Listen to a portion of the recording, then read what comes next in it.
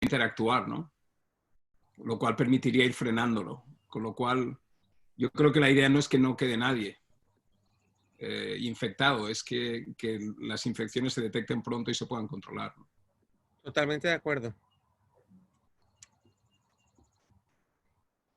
Déjame que voy a apagar acá el WhatsApp en mi computador porque no sé si no sonar eso. Ok, listo. Bueno, yo creo que vamos a ir live. ¿Te parece? Dale. Recording. Ya estamos recording. ¿Será que ya estamos live? Yo sí creo, ¿no? Participants 17. Dice, sí. Bueno, buenas que sí. Hola a todos. Ya tenemos a 19 personas conectadas. Se registraron más de 100. Vamos a ver cuántas llegan. Esperamos un minuto más y comenzamos a las 12:30 en punto. Y bueno, mientras tanto ponemos esta pantalla aquí para darles la bienvenida a todos. Vamos a ver si funciona esto.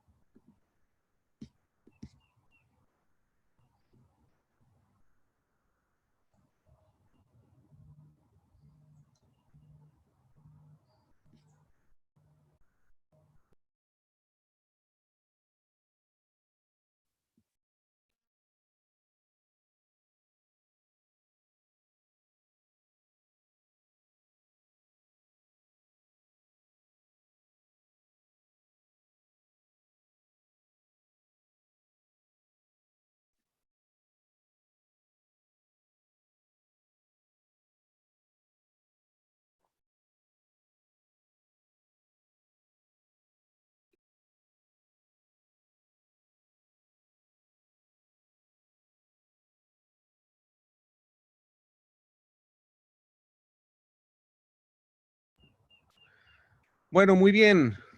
Bienvenidos todos. Son las 12:30.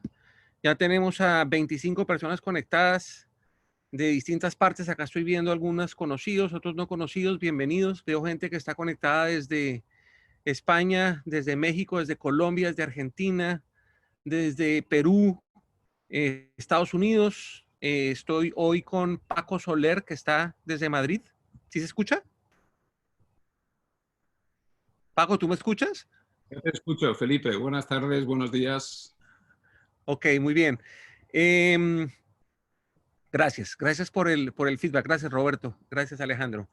Y bueno, antes que nada quiero agradecer a Paco, presentarlo. Paco es un gran amigo de España, vive en Madrid. Es una persona que ha desarrollado un interés y una experticia muy profunda en temas de neuroliderazgo y de hecho es uno de las manos derechas este curso que se llama High Performance Leadership en IMD, que es el curso de liderazgo yo creo que más famoso y más importante del mundo, en donde se usa un approach muy de ir al interior de cada uno de nosotros para encontrar el verdadero líder. Queremos hablar un poquito de eso. También queremos que Paco nos cuente un poquito sobre la experiencia de lo que ha pasado en Madrid estos 10 días, porque acá en América Latina, en Estados Unidos, estamos hasta ahora comenzando por lo que España pasó hace unos 10, 12 días. Buenos Aires entró en cuarentena ayer, Bogotá y una gran parte de Colombia está en un simulacro de cuarentena este fin de semana. Acá en Estados Unidos, California entró en cuarentena ayer con 40 millones de personas y yo creo que en pocos días estaremos en cuarentena todos. ¿Qué podemos aprender de eso? Y también hablar un poco de, ¿no? Yo creo que estamos todos un poco saturados de estadísticas, gráficas, números, proyecciones, hablar un poco más de lo humano, de la humanidad, de qué estamos viviendo y qué tenemos que sacar a florecer en estos momentos difíciles. Entonces, Paco, bienvenido y no sé si quieras en unas palabras de introducción y presentarte, de pronto omití algo sobre ti. No omitiste, exageraste mi rol en el High Performance Leadership.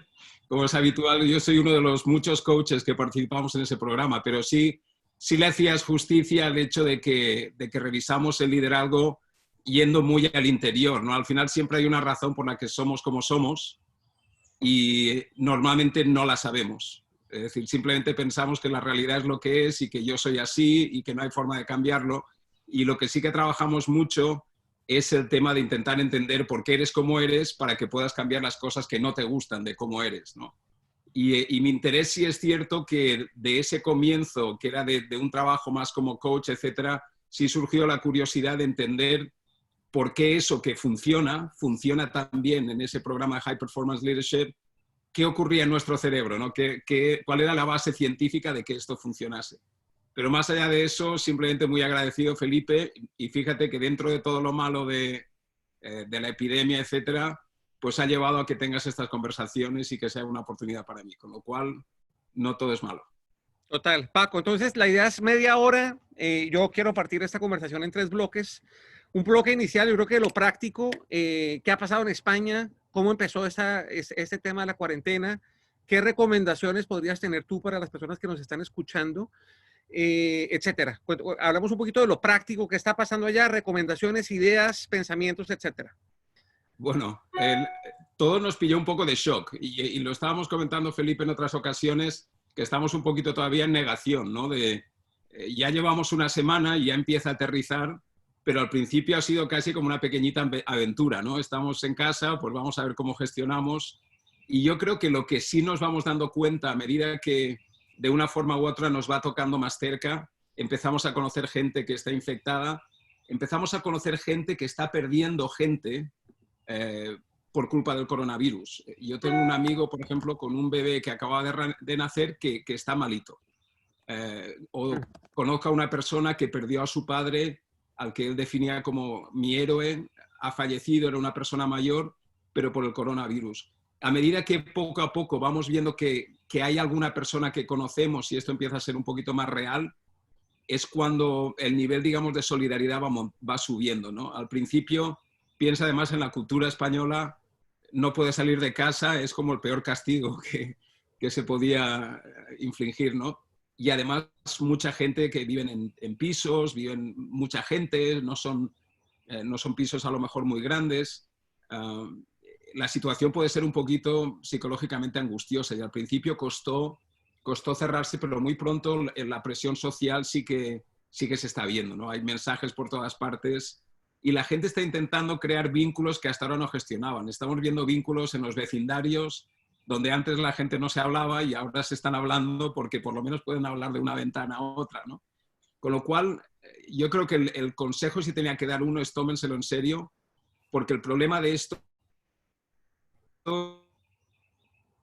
mientras estamos aquí hablando y parece que no pasa nada y el número de infectados es bajito, seguimos infectando más gente, ¿no? Es una de las razones, yo creo, que por la que este virus hay que tomarla en serio, es que tarda un par de semanas en saber que lo llevas y para entonces puedes haber infectado a mucha gente, ¿no? Simplemente eso, tomarlo muy en serio, porque antes o después habrá gente cercana a nosotros a quien les tocará de una forma dramática. No esperemos, no pensemos que esto es algo que les está pasando a los demás. Y además, otro tema es que en la medida que no lo cumplamos todos, las probabilidades de controlarlo son menores. Con lo cual me parece que es un ejercicio de responsabilidad, a pesar de que cueste hacer el trabajo en controlar nuestras propias emociones y la ansiedad y ese tipo de cosas, buscar formas de controlar eso, pero respetar un poco la cuarentena. Yo creo que eso es la lección que estamos aprendiendo aquí después de unos 10 días encerrados, ¿no?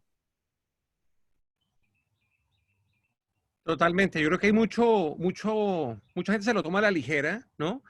Y de hecho, por ejemplo, yo mismo, ¿no? Y lo dije en el episodio anterior, hace 10 días yo decía, qué exageración, eso no es nada, pero ya como que entiende uno la realidad. Y ayer leí una frase que creo que es muy importante, que dice que uno no debería actuar como una persona sana que está en cuarentena buscando no contagiarse, sino que uno debería actuar con la mentalidad de que uno está contagiado y está en cuarentena para no contagiar a los demás. Yo creo que ese es un cambio en la manera de ver esto que realmente modifica la manera como uno se comporta, ¿no? Y yo creo que esto en términos de self-control, ¿no? De neuroliderazgo, lo que tú hablas es una evolución muy importante. ¿Qué opinas de eso? Absolutamente de acuerdo. Además, el tipo de contagio aquí que se produce ni siquiera sabemos exactamente cómo es. Y estábamos hablando, lo que se está intentando hacer es ganar una batalla contra el tiempo. Es decir, llegará un momento en el que tendremos vacunas, en el que tendremos tests para conocer si estamos infectados o no, pero hasta entonces necesitamos mantener esto lo más controlado posible. Y tengamos en cuenta que incluso aquí en Madrid, que estamos en el lockdown desde hace ya muchos días, las farmacias siguen abiertas, los supermercados siguen abiertos, por supuesto los hospitales, toda la gente que está trabajando en esas cosas, elementos de logística, los héroes, digamos, del día de hoy, siguen ahí afuera. Es decir, no estamos todo el mundo en casa, no estamos absolutamente controlados. Sigue existiendo riesgo porque la gente sigue yendo a los hospitales y la gente que está trabajando en los supermercados, todo el mundo pasa por allí por lo menos una vez a la semana, con lo cual ya estamos viviendo con un poco de riesgo, no añadamos más, porque vuelvo a decir, el momento en el que joder, cualquiera de esta sala podía tener a un familiar cercano, a alguien muy querido, que aunque este es un virus que no es necesariamente de los más mortales, no es un ébola, sí, pero toca a ciertas personas, ¿no? Y una de esas personas podría ser alguien muy cercano, y el pensar que estamos inmunes a esos es digamos, la definición de la ignorancia al nivel supino. Es decir, ahora tenemos información y el no hacerlo es por una cuestión un poco de egoísmo, por el miedo a no sé si voy a llevarlo bien, o no sé tampoco si esa sensación de sobreconfianza, ¿no? Que es un tema que a veces tratamos con el liderazgo. Los humanos tendemos a tener excesiva confianza en que esto no va con nosotros, ¿no? Siempre pensamos que eso les pasa a los demás. Totalmente. Bueno, Paco, muy bien. Y ahora pasemos un poco de esta parte como de vivencia, lo que has vivido tú en Madrid, que creo que nos sirve mucho a los que estamos hasta ahora comenzando este periodo como de aislamiento. Yo estoy acá encerrado en mi casa desde el jueves pasado y tratando de ser muy disciplinado, no salir para nada, muy juicioso con la lavada de manos, con las medidas de higiene, etcétera, etcétera. Hablemos un poquito del liderazgo, porque yo creo que el liderazgo siempre lo hemos, digamos, como encauzado en un entorno muy empresarial, ¿no? Muy corporativo, etcétera. Y yo creo que en este momento el liderazgo como que adquiere un protagonismo de una dimensión diferente. Primero, como un autoliderazgo, tenemos que ser líderes de nosotros mismos, controlar nuestras emociones, controlar en Colombia decimos la loca de la cabeza, que se imagina una cantidad de cosas, etcétera. Tenemos que también sacar a reducir el liderazgo en la casa, porque ahorita hay una dinámica completamente diferente, completamente distinta. Yo creo que también hay, y también obviamente en el trabajo el liderazgo cambia porque ya no es una relación física en la que estamos reunidos físicamente en un espacio compartido, sino que ahora es un tema descentralizado, cada uno en su espacio, un tema mucho más digital, mucho menos personal. ¿Cómo ves tú esa evolución del liderazgo frente a esta crisis del COVID-19? Fíjate, yo trabajo ahora en una escuela, una escuela digital, una escuela donde formamos a la gente para transformarse digitalmente, ¿no? ISDI se llama la empresa. Y nosotros trabajamos precisamente en cambiar la mentalidad de gente que está acostumbrada a un modelo de liderazgo diferente a lo que es ahora el mundo que es digital, la velocidad a la que ocurren las cosas y tal. E incluso antes de que surgiera el virus, nosotros hablábamos ya de que algunas de las características que necesitaba el líder de hoy, y quizá la más importante, era la humildad. Y la humildad en el sentido de no lo sé todo, en el sentido de aceptar las recomendaciones de los demás, pero también en el sentido de ahora, el que se encuentra en casa y se encuentra preocupado y está triste. Y sabes que aquí en España, además, el tema del desempleo va a ser un problema. Es decir, en todo el mundo, ¿no? En todo el mundo. Yo creo que va a haber un problema. En todas partes del mundo, efectivamente, pero España suele ser de las que suele experimentar las crisis siempre con desempleo antes y después otras cosas, ¿no? Ese tipo de ansiedad se lleva muchísimo mejor si uno se hace vulnerable, si uno tiene la humildad de compartir con su familia, así es como me encuentro, ¿no? Así es como me siento. Pero también con los equipos, nos piden mucho, podéis explicarme cómo trabajo de forma virtual ahora con mis equipos, ¿no? Y en parte enseñamos técnicas de cómo trabajar de forma virtual, pero también les decimos, ¿por qué no te sientas con tu equipo y lo habláis? ¿Por qué no simplemente pides la opinión de cómo les gustaría trabajar ahora? ¿Cómo queréis gestionar los horarios? ¿Cómo queréis gestionar las tareas que haya que hacer, ¿no?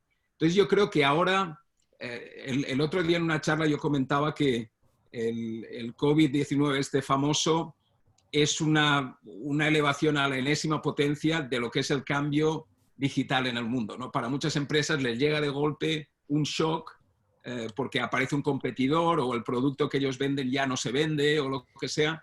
Es una analogía un poco de ese cambio al mundo digital, y yo creo que una de las primeras cosas es la humildad para trabajar con el equipo, la humildad para compartir con la familia cómo se siente uno, el aceptar que es vulnerable, ¿no? Y el poderlo compartir con otros. Yo quizá destacaría eso. Otra cosa que suelo comentar, para mí cuando hablo de líder digital hablo de dos cosas, ¿no? Hablo de ser humilde, de entender que hay otras personas que sabrán más que tú y ahora es el momento de de ponerles en la posición de que lideren, incluido en muchos casos en nuestras casas, ¿no? Nuestros hijos que conocen la tecnología de los vídeos y todo esto más incluso que nosotros, ¿no? Y les pedimos consejo, oye, ¿cómo descargo esto del Zoom o lo que sea, ¿no? Lo otro que comentamos es el aprendizaje continuo, ¿no? Ahora es el momento también, el hecho de estar en casa y que probablemente la mayoría de los que estamos en esta llamada tendremos que estar en casa durante mucho tiempo, es aprovechar para aprender cosas de fuera, pero aprender también cosas sobre nosotros mismos, ¿no? El hacer esa exploración de por qué me siento como me siento o cómo de contento estoy con lo que estoy haciendo en la vida, qué cosas me apasionan y me gustaría hacer más de ello, ¿no? Cuáles son esos pequeños sueños de cosas que nos gustaría aprender y nos gustaría hacer y que ahora tenemos a lo mejor un espacio que hasta ahora no teníamos, ¿no? Eso me parece que es una oportunidad también para los líderes ahora, pero volviendo otra vez al principio, para mí la idea de la humildad quizás sería la que ahora destacaría.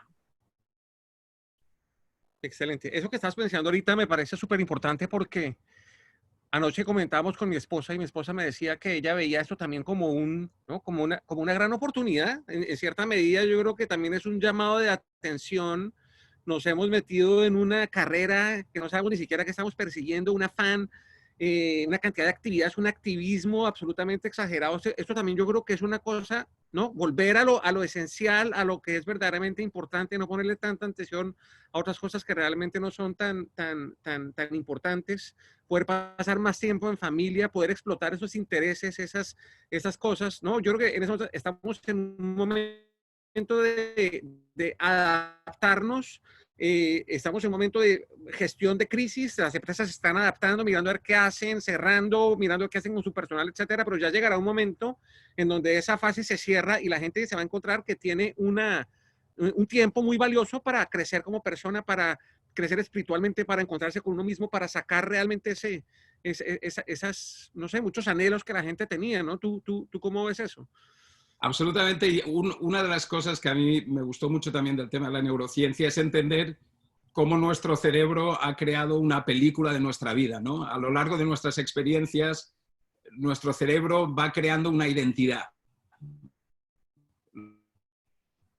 lo que considera que es nuestra identidad y nos dice, tú eres bueno en esto, tú eres malo en ello, o si fracasas en el trabajo es que no eres muy bueno, no eres una gran persona, como que a veces comentamos, y esto llevándolo un poco entre el terreno de la neurociencia y del coaching, casi todo lo que hacemos en la vida responde a estar intentando encontrar amor o a la ausencia de amor, ¿no? A una reacción al hecho de que no hemos recibido a lo mejor ese cariño. Todos necesitamos esa sensación de pertenencia, etc. Y eso hace que a lo largo de nuestra vida vayamos intentando encontrar esa pertenencia, intentando ser exitosos en el trabajo, o tener más bienes materiales, o haciendo...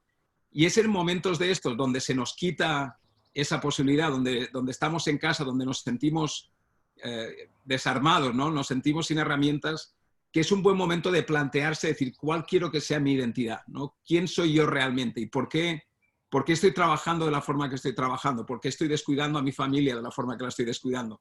¿Por qué estoy tan estresado o estresada cuando estoy en determinadas situaciones, ¿no? Y al final, lo que acabas descubriendo es que casi todo eso es una lectura que hace tu cerebro de tu identidad, de quién eres, de qué es lo que tienes que hacer para sentirte querido, para sentirte valorado, para sentirte que mereces estar en este mundo. Entonces estoy totalmente de acuerdo que esto es una oportunidad tremenda porque se nos ha quitado, esto es muy difícil de hacer este cambio mientras sigues en la ruedecita con el hámster, ¿no? Corriendo la ruedecita y la ruedecita sigue dando vueltas y cuanto más corres, más parado estás, ¿no? Aquí de repente se paró la ruedecita. Y creo que es una oportunidad muy bonita de reflexionar, de leer, de hablar, de tener conversaciones con gente que nos quiere y compartir cómo nos sentimos. Además, desde la neurociencia también está muy, muy observado el poder hablar de cómo nos sentimos desactiva la ansiedad, ¿vale? La reduce, no digo que la desactive al 100%, pero uno de los pasos principales, si estamos estresados, si nos sentimos un poco agobiados, es el poder hablar de ello de forma muy honesta con gente en la que confiamos, ¿no? Y ahora es una oportunidad de hacer ese tipo de cosas y de tener a lo mejor conversaciones un poco más profundas y salirnos de la ruedecita del hámster, ¿no? E intentar encontrar cuál es nuestro sitio y cuál es nuestra identidad real, ¿no? La identidad real entendida como la identidad que queremos ser, no lo que nuestra historia o nuestro cerebro nos lleva a hacer. Absolutamente. Y yo creo que eso que dices tú, tener esas conversaciones más profundas, es súper importante, pero también yo creo que en medio de ese activismo, de estar en esa ruedita corriendo con el hámster ahí, ¿no? También nosotros hemos dejado de hablar con nosotros mismos, ¿no? Yo creo que también es un momento. Ayer leía algo que escribían que Pascal, este científico importantísimo, decía que el desarrollo de la humanidad, no me acuerdo bien, pero lo voy a buscar, lo postearé en mis redes sociales, pero que depende de la capacidad que tiene el hombre de sentarse solo a pensar, ¿no? También es un momento para uno sentarse a pensar, ¿no? Y como hacer un alto en el camino, quién soy, para dónde voy, qué es importante en mi vida, ¿no? Eso también es muy importante, ¿no? Darse ese espacio. Es fundamental. Tú lo comentabas antes y yo además en una gran parte de las sesiones que doy yo sobre liderazgo están centradas mucho en el autoliderazgo que tú mencionabas antes. Si somos capaces de controlar nuestras propias emociones y nuestro propósito y estas cosas, es mucho más fácil liderar a los demás, ¿no? Entonces, para mí eso es absolutamente impepinable, la capacidad de gestionarnos a nosotros mismos, pero ten en cuenta que el cerebro es como un músculo más en cierta medida. El cerebro funciona por hábitos. Y es muy difícil para alguien que está corriendo a 100 por hora todos los días de repente pararse y tener una conversación consigo mismo. Con lo cual yo también diría, como correr un maratón se empieza poquito a poco, paso a paso, ¿no? Y yo recomendaba hace un par de días el utilizar alguna de estas apps, por ejemplo, de mindfulness y esas cosas, y simplemente dejarse llevar. Y será raro al principio y se me hace largo o me he quedado dormido o ese tipo de cosas, no pasa nada. Pero el poder utilizar ahora este momento para entrenar el silencio en nuestro interior, el enfocar nuestra atención a lo que importa y mantener la calma y además ser capaces de tener ese diálogo con nosotros mismos que sea rico, eso es algo que podemos aprovechar ahora, siendo pacientes. O sea, vuelvo a decir que el que no está acostumbrado a tener este tipo de reflexiones no se puede sentar ahora 2 horas en la postura de Buda y llegar al nirvana. Es decir, no funcionan así las cosas. Esto es un trabajo, iba a decir duro, no es un trabajo duro porque uno está sentadito oyendo reflexiones y tal. O sea, no es nada duro. Me daría que se aprovechase esto para empezar a hacerlo, porque además tiene su efecto desde muy pronto, ¿no? Aunque al principio es un poquito raro. La buena noticia ahí, Paco, es que vamos a tener bastante tiempo para poderlo practicar, ¿no? Entonces yo creo que se puede empezar, no sé, empiece con 2 minutos. Uno empezar 2 minutos cada uno, lo que quiera, ¿no? Se relaja, ora, reza, piensa, medita, cada uno en sus convicciones y en su manera. Y luego entonces al siguiente día lo hace 3 minutos, y luego 4 minutos, y luego 5 minutos. Esos espacios yo creo que son súper importantes, ¿no? Así es. Bueno, Paco, nos quedan 10 minutos. Yo quisiera retomar, antes de que entráramos a la transmisión en vivo, estábamos comentando que esto es como una guerra, básicamente, ¿no? Y por ejemplo, el presidente Trump acá en Estados Unidos dijo que estábamos en guerra, ¿no? Y el presidente de Francia dijo, estamos en guerra contra esta enfermedad que no la conocemos y todo, pero es una guerra. Y Paco me hace una reflexión súper bonita que me gustaría que compartieras con las personas que están conectadas, Paco, porque es una guerra muy distinta, porque es una guerra que no busca acabar vidas, sino proteger vidas. Cuéntanos un poquito esa reflexión que me gustó mucho. Sí, no, la idea de que estamos un poco en guerra ha estado saliendo ya en muchas conversaciones. Ya te digo, aquí después de una semana o así que estamos todo el mundo en casa, es como estar en guerra, porque además habréis visto todas las imágenes de los carritos llenos de papel higiénico y este tipo de cosas absolutamente absurdas, ¿no? Que los supermercados se quedasen vacíos por el miedo a la falta de suministros y este tipo de cosas. Daba la sensación de estar en guerra, pero cuando reflexionas sobre eso, era todo lo contrario de una guerra. Es decir, una guerra acaba con vidas y esta es una guerra que estamos haciendo entre todos voluntariamente. Hemos mantenido lo que es absolutamente básico, que es el provisionamiento de comidas y de sanidad y los transportes necesarios para esas 2 cosas. Y el resto hemos decidido pararnos y ver si así podemos evitar que muera más gente, ¿no? A mí me parece una cosa, a mí me tiene sorprendido, ¿vale? Me tiene sorprendido que España, por ejemplo, que es un país, aquí voy a hacer generalizaciones que son siempre injustas, pero somos un país bien rebeldillos y tal, el nivel de responsabilidad. O sea, el que se manda la orden y el primer día todavía ves a alguno así un poco que dice, ah, no pasa nada y tal, y en poco tiempo estábamos todos en casa y además todos con la responsabilidad de decir, es que depende de nosotros, es que de verdad es que podría ser nuestro padre mañana el que está así. Y pensemos, no son solo papás, hay gente también de todas las edades, digo papás, mamás, personas de más edad, es que hay bebés, es que hay niños muy pequeñitos y como está en nuestra mano, me parece que es como un experimento a nivel global dentro de lo que cabe bonito, ¿no? Porque lo que estamos intentando es salvar vidas. Y en muchos casos, para la gran mayoría de la población, ni siquiera es nuestra vida, ¿vale? Es la vida de otras personas que están en situación de riesgo muchísimo más alto. Esa era un poco la reflexión, ¿no? Una guerra a la inversa, una guerra para ver si intentamos evitar que el enemigo se cobre vidas, ¿no?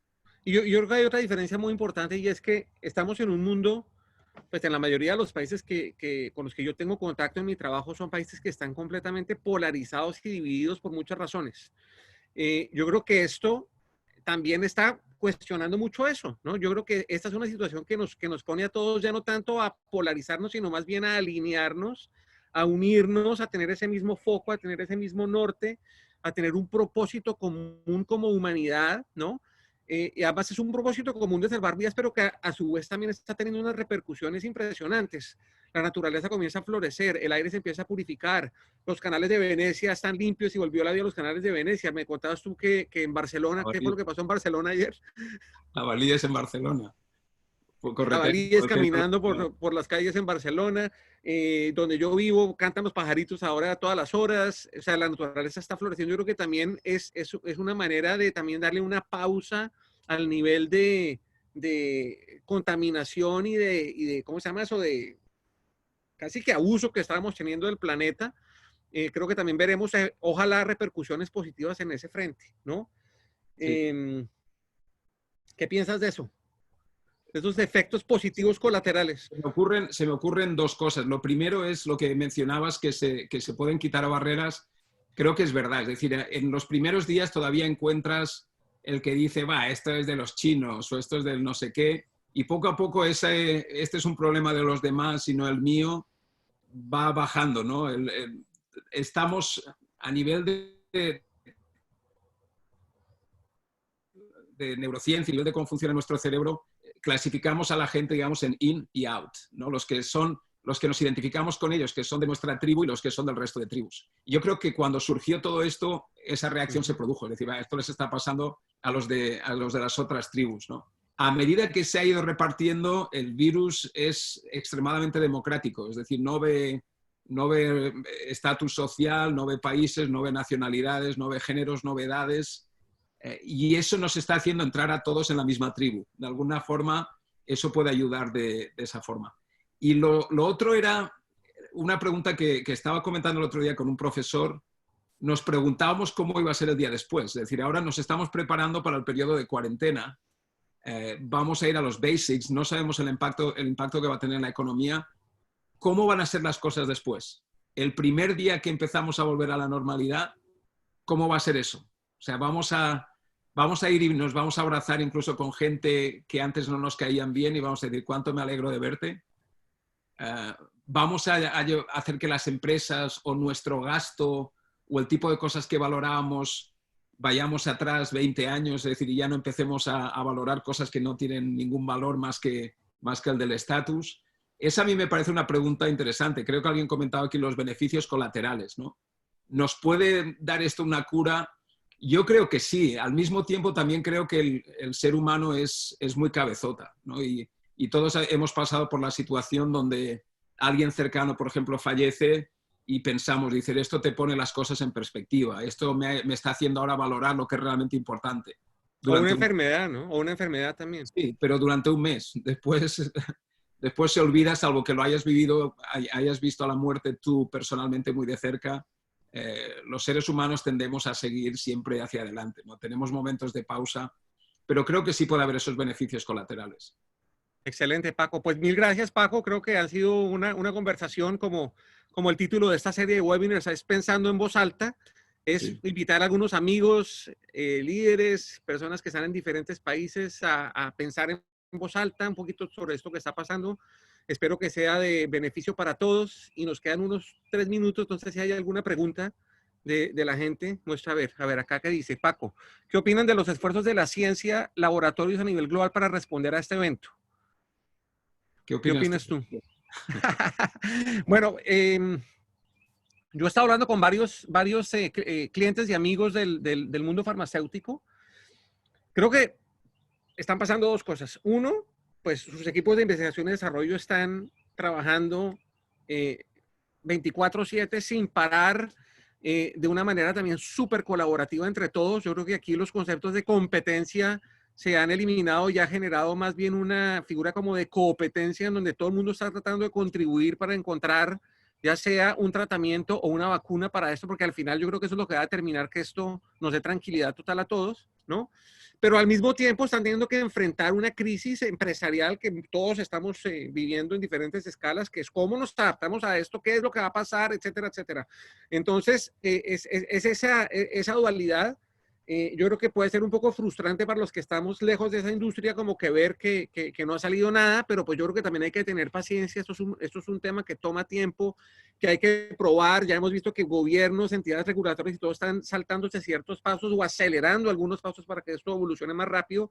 Yo creo que es cuestión de tener fe de que toda esa ingenio y toda esa capacidad de investigación y desarrollo conjunta de países, empresas competidoras, científicos por todo el mundo, pues pueda dar fruto. Eso es lo que yo estoy viendo. No sé tú qué estés viendo.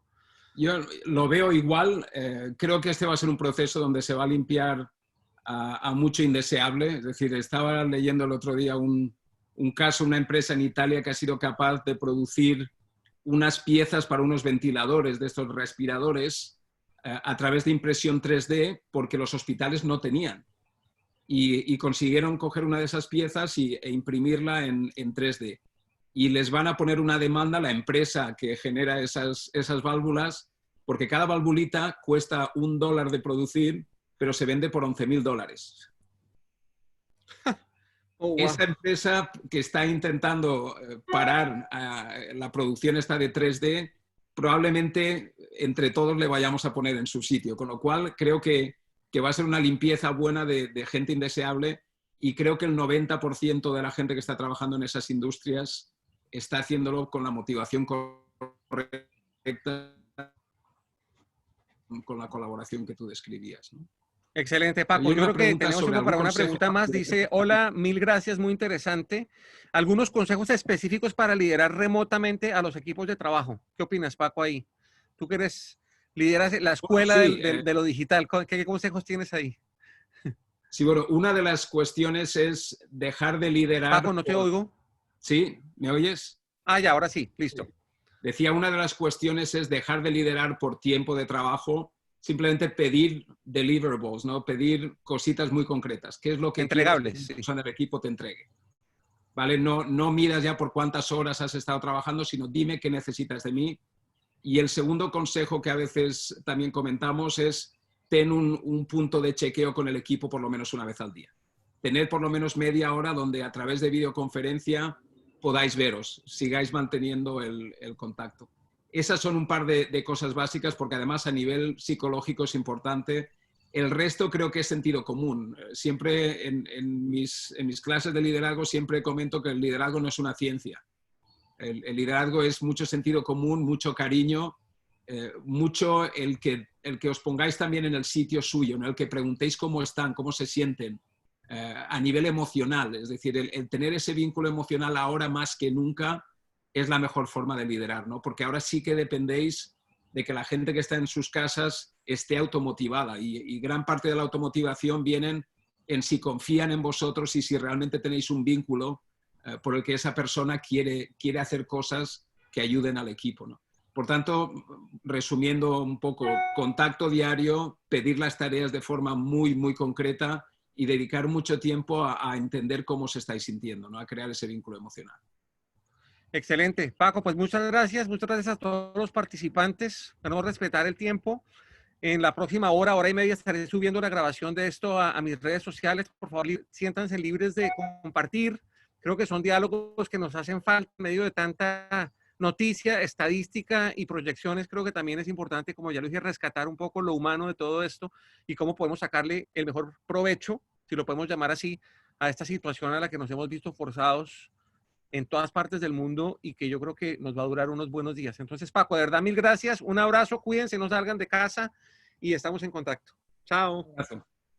Ah, una última cosa. Quería contarles que el próximo webinar va a ser el martes entrante, y lo vamos a hacer, tengo ya un invitado concretado, es un invitado colombiano. Voy a poner la pantalla aquí para que la podamos ver todos, si me regalan 2 segundos. Share screen. Estoy todavía aprendiendo a manejar esto. Share, no sé si la están viendo ahí, pero tengo invitado, ¿sí lo ven? Sí. Paco, ¿se ve? Ok. Tengo invitado a Mauricio Rodríguez, fue profesor mío en la universidad, excelente pensador, un lector ávido, una persona muy inteligente, muy brillante.